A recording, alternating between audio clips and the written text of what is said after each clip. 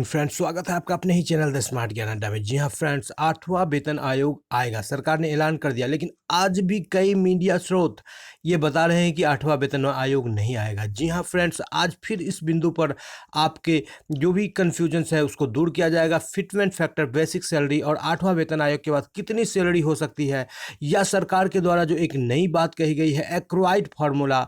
जी हाँ साथियों, जो रूडेट वालेस एक्रोइड के द्वारा अपनाया जाता है उसको भी बताया जाएगा कि उस बेसिस पर आपकी कितनी सैलरी होगी। जी हाँ साथियों, तो आज का वीडियो आपके लिए काफ़ी महत्वपूर्ण है। साथियों, वीडियो को एक लाइक कर दे, चैनल पर नए हैं या आप तक सब्सक्राइब नहीं किया तो सब्सक्राइब कर ले। द स्मार्ट ज्ञान अड्डा आपका अपना चैनल है साथियों, जो आपके उज्जवल भविष्य की कामना करता है। आपको शिक्षक तथा शिक्षा जगत से जुड़े हुए तमाम अपडेट देता है और सैलरी से जुड़े हुए सभी पहलुओं को कवर करता है। तो सीधे चलेंगे अगले स्लाइड पर और देखेंगे क्या कुछ निकल करके आ रही है। जी हाँ फ्रेंड, ये वही संकल्प पत्र है, सरकार द्वारा अधिसूचना जारी किया गया था, जो कि 2 अगस्त को, जो कि जिसे स्मार्ट ज्ञान अड्डा में प्रमुखता से दिखलाया गया था कि क्या यह सच है कि सरकार केंद्र सरकार के कर्मचारियों और पेंशन भोगियों वेतन भत्तों और पेंशन के संशोधन के लिए 8वें वेतन आयोग का गठन नहीं करने पर विचार कर रही है। जी नहीं, नहीं करने पर विचार कर रही, जी नहीं, इसका मतलब है बिल्कुल विचार कर रही है। यदि हाँ, तो तत्संबंधी ब्यौरा क्या है और इसके क्या कारण है? प्रश्न ही नहीं उठता, ऐसा कोई बात का प्रश्न नहीं उठ रहा है। क्या यह भी सच है कि 7वें वेतन आयोग की सिफारिश की थी कि सरकार को कर्मचारियों और पेंशनभोगियों की 10 साल की लंबी अवधि के बाद नया वेतन आयोग बनाने के बजाय इसके वेतन भत्तों और पेंशन की समीक्षा प्रत्येक वर्ष होनी चाहिए? और यदि हाँ, तो 7वें वेतन आयोग की सिफारिशों को अभी तक लागू नहीं करने का क्या कारण है? जी हाँ साथियों, जिसमें जो सालाना इंक्रीमेंट की बात की गई उसको लागू नहीं किया गया है, इसके क्या कारण है?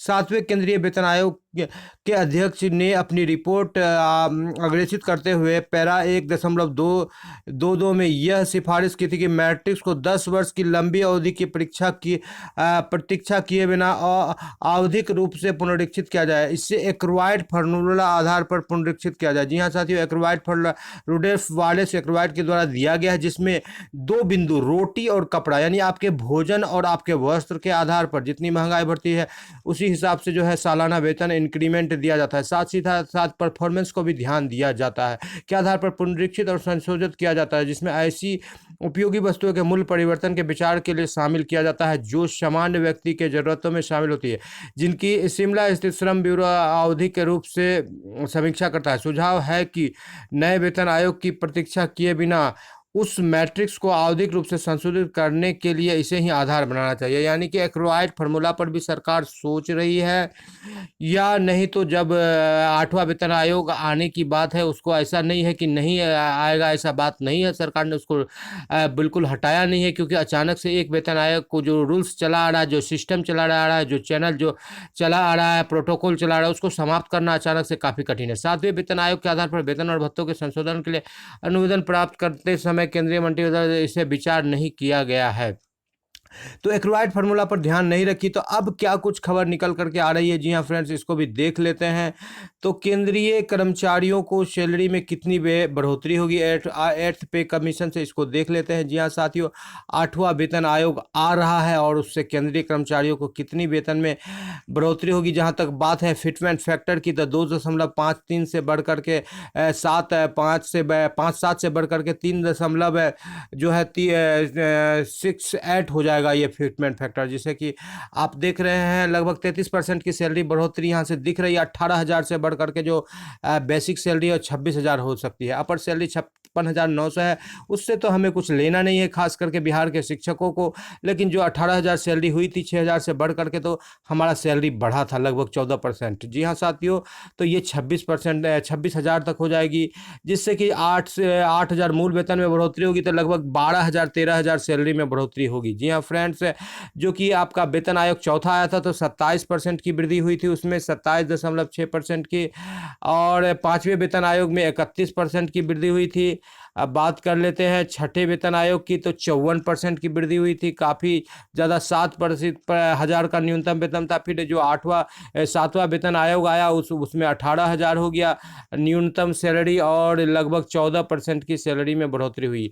उसी हिसाब से 8वें वेतन आयोग से भी आप उम्मीद कर सकते हैं कि सरकार लगभग 14% की वृद्धि दे या 15-20% की वृद्धि दे। 8वें आयोग को लेकर के जो 2 अलग अलग जो एक्सपर्ट की ग्रुप्स हैं वो अलग अलग विचार दे रहे हैं। एक विचार का कहना है कि ये जो इनका मिनिमम अवधि है जो 5 वर्ष से 10 वर्ष का होता है, तो 5 वर्ष पूरे हो चुके हैं, लेकिन अभी 10 वर्ष पूरा नहीं हुआ है। 2016 में आया था, 2022 चल रहा है, 6 साल निकल चुका है। तो 2024 में चुनाव है, तो चुनाव के को देखते हुए सरकार जो है 8वां वेतन आयोग ला सकती है। और ये इसका जो मैक्सिमम टाइम है वो 2026 को 1 जनवरी को सरकार इसको ला सकती है, उससे पहले नहीं लाएगी। तो मूल वेतन में 8,000 की बढ़ोतरी होगी, तो सैलरी में लगभग 12-13 हज़ार की बढ़ोतरी होगी। अब दूसरी बात करते हैं कि केंद्रीय कर्मचारियों के जो वित्त मंत्रालय ने जो लोकसभा में जो इशारा दिया उसके अनुसार देख लेते हैं कि एक्वायर्ड फार्मूले पर भी बात करने की बात कही गई है। जी हाँ फ्रेंड्स, एक्वायर्ड फार्मूला, इसको देखेंगे कि क्या होता है एक्वायर्ड फार्मूला, किस तरह से इस पर जो है 10 वर्ष का इंतजार नहीं करना पड़ेगा और लगातार बढ़ेगा। क्योंकि अब 6 साल बीत चुका है, तो केंद्र सरकार एक नया शगुफा ले रही है कि अब 6 साल तो फ्री में बीत गया, अब 7वें साल से वो एक्वायर्ड फार्मूला या 8वें साल से लगा देगी, तो जो 10 साल तुरंत आने वाला था वो भी अब चला जाएगा।